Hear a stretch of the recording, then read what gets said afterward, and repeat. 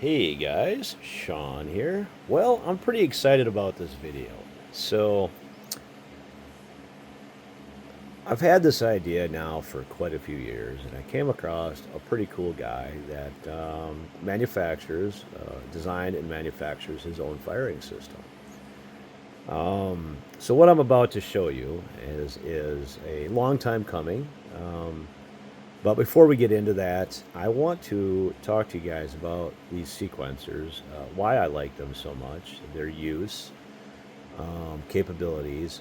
I have literally shot entire shows with these things. Um, at one time, I had 30 of them. Yeah, I had 30 of them. A little excessive for what they are. But again, I can shoot an entire show with these. I am down to 18. I sold 12 during the pandemic out of necessity. I kept 18 because that is the bare minimum that I actually need for a three position show. And I can end up, with about a 10-minute show like that. Okay. So, with all that being said, let's get into the features of these things. Uh, you can all fire, you can step fire, you can address them, you can have same time between each cue, which goes from anywhere from 1/10 of a second to 9.99 seconds. And you could have different times between each cue. Now, that's a feature I never use, okay? I just don't use it. I don't need to. If I'm step firing, well, then I just step fire through each cue. And if you don't know what step firing is, if you're kind of new to this, well, step fire is every time the sequencer is triggered, it goes to the next cue. So here, we'll just go to one of these here. We'll go down here. I'll zoom in a little bit. Let's go a little more maybe. There we go. All right. We'll turn this one on. So, as you can see, I've got it in step fire right now. I'm going to delete that. And now we're at same time. So I can arrow through and I can change the time between each cue. So we'll just leave it at, I don't know, 5/10 of a second there. And push OK. And I'll just trigger it with a 9-volt. Maybe if I can do the, oh, there it went. Did you see that? All right, pretty cool, right? The sequencers, for me, have proved to be pretty invaluable, right? All right, so we'll just start over here. We'll delete that. We'll arrow through.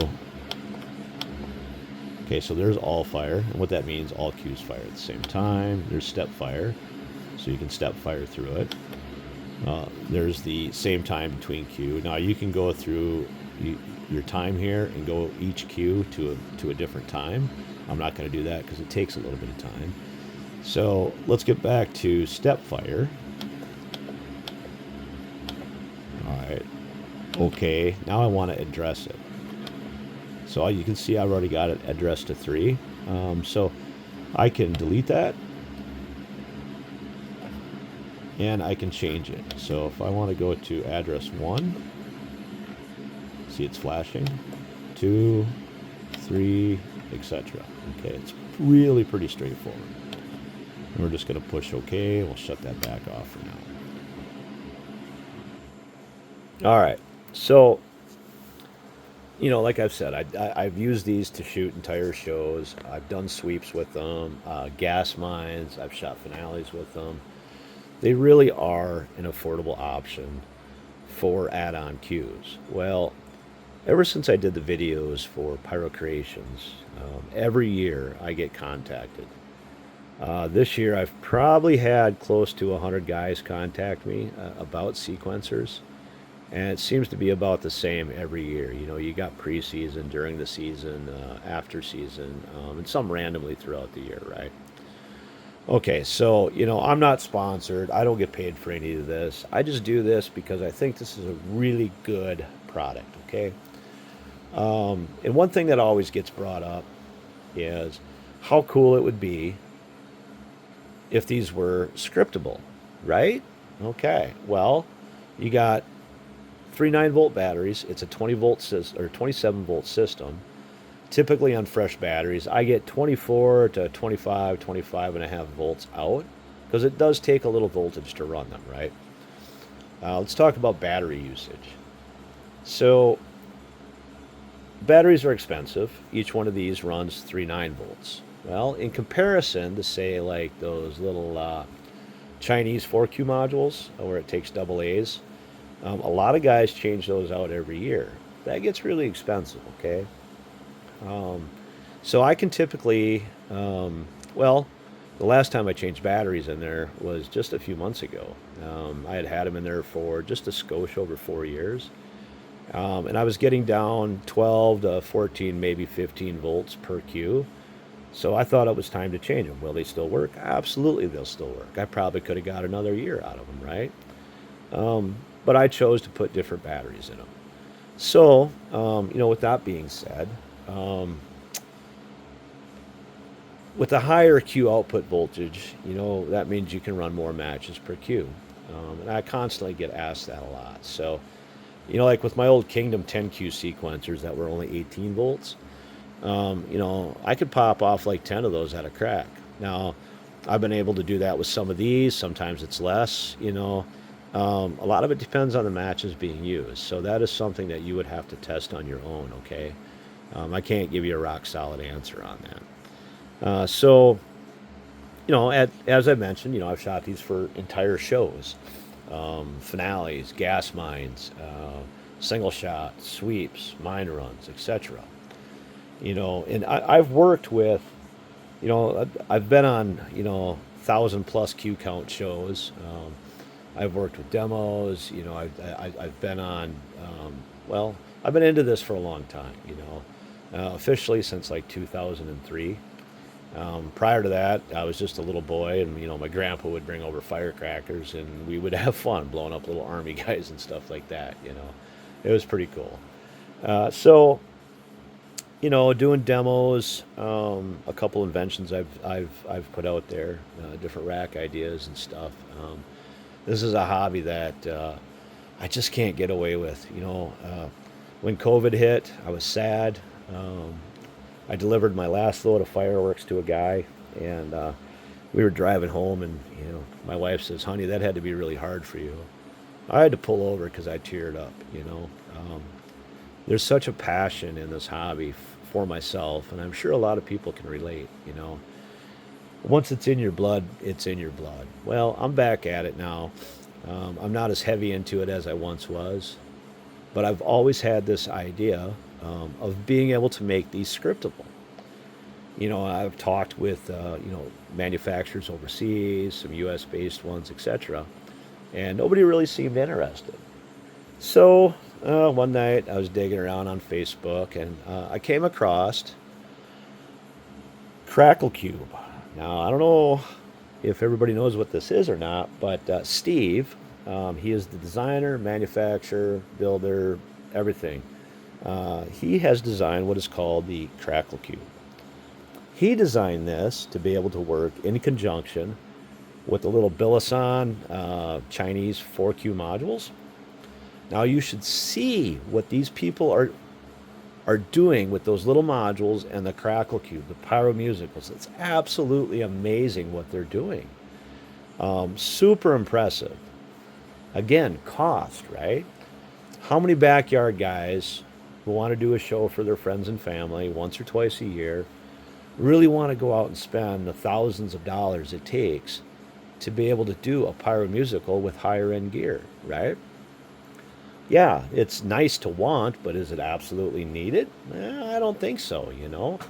I've worked with on shows that have had you know 20, 30, 40, 50 modules, even more actually. Uh, and it's like, yeah, it's nice, but is it absolutely necessary? Am I competing? No. Would I like to someday? Maybe. Um, but I want to compete with entry level equipment just to show what can be done. I'm not here to ruffle any feathers. I'm not here to talk smack about anybody's product or anything like that. I'm just giving you my opinion, okay? Steve has done an amazing and wonderful job with the Crackle Cube. So after watching all these videos of the capabilities of this thing and the free software and all the upgrades that he's done, and there's more coming.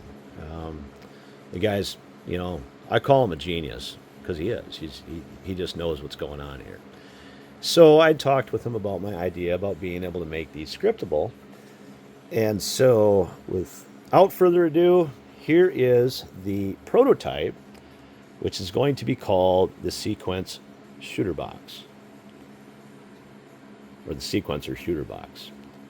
This is the prototype, 12-volt lithium battery, rechargeable. Now, in conjunction with the Crackle Cube, and here we'll just turn the Crackle Cube on so you can see the little screen there. All right. Now, in conjunction with the Crackle Cube, these sequencers are now fully scriptable. How cool is that, right? So the Crackle Cube runs off Wi-Fi and RF. It has a range of 600 feet plus. That's quite a bit for backyard guys. If you're a farmer and you got a field and you got all this room, great. A lot of us don't have that. So with the sequencer shooter box, basically what it does is it receives the signal from the Crackle Cube and then triggers the sequencers. 12-volt lithium battery, and they're rechargeable, as I've mentioned. When Steve sent this to me, I was super excited. I'm like, man, that thing's badass. That thing's pretty cool. Nice job, 3D printed box. He does all of this in-house. So, I'm super happy. I'm super stoked about this. I know there's going to be some changes to the case a little bit. There's going to be an engraving on there. And I think he's going to be adding a tripod mount, which will be pretty nice because height is your friend with any type of signal. Okay. So yeah, when he sent this to me, I checked voltage because he had said that, he'd only charged it maybe halfway, whatever. So I was sitting at about 10 volts or whatever. Well, I threw it on the charger all night, wanted to see what the max charge on it would be. I ended up with 11.86 volts. All right, cool. All right, well, now let's see how long this battery will last. So I left it on for well over 24 hours. I checked it the next day, a little later the next day, and I ended up with like 11.6 volts. So the drain on the battery was minimal. So from that point, I took it out to my friend Rob, Shooty Brothers Pyro, down at Chippewa. He's got a huge field out there, right? So we wanted to test for distance with just the sequencer box, right? I have not ran the Crackle Cube with the sequencer shooter box yet, but I will be. I am learning the software, and my plan in the future is to do a 200 or 300 Q single shot comet show, like for a drum solo or something like that, where the timing is critical. So back to the voltage here. We took all 5 of these sequencers out to Rob's. I had them all matched, and we started out at 100 feet, right? Went to 200 feet, went to 300 feet. I ended up all the way out to 1,300 feet. Okay, and I did that, and so just as a standalone box, as a Stepfire box per se, that is also usable with a Crackle Cube for scriptable pyro musicals, with a cheap $15 remote. Now this is a long-range remote off of Amazon. I paid $15 for it. They say it's capable of like 1,500 meters or something like that. It's ridiculous, right? Are we ever going to use that? Absolutely not. But I got it, tested it out. I'm like, crap, that's pretty impressive. So, I'd go out every 100 feet or so, I'd pop a couple matches. The further I got out, the faster I would pop them off.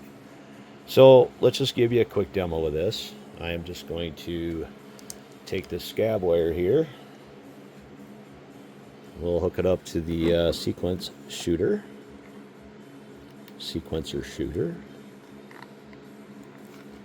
Turn that on. Super easy, right? I've already got it paired to the remote, so we just got to turn that on.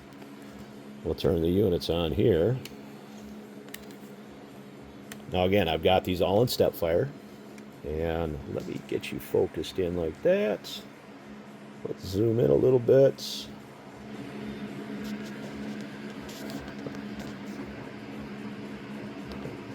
Sorry about the camera work. Kind of suck at this, but all right. So that one's in Stepfire. That one's address 1.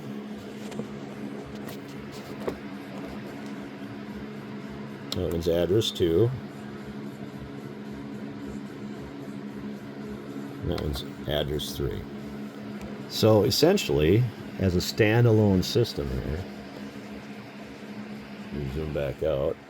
Oh, that was crazy. There we go. All right, so as a standalone Stepfire system, I can tell you right now that this is far superior to something like this, okay? Far superior. Steve uses the best hardware he can find, which is absolutely awesome in my book. So I'm going to shut the lights out here.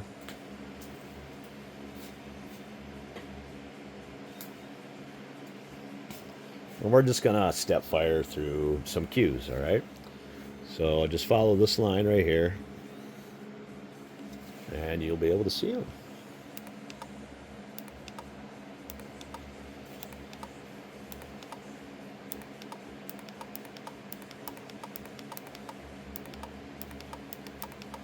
Now let's say you wanted to add a sweep or something into here. So you would just add a sequencer into one of the cues, and when you got to that cue, it would fire it off.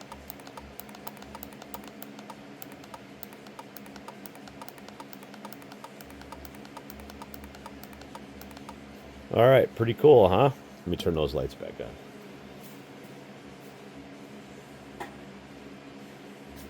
on. All right, disconnect that. Get this back up into the focal point.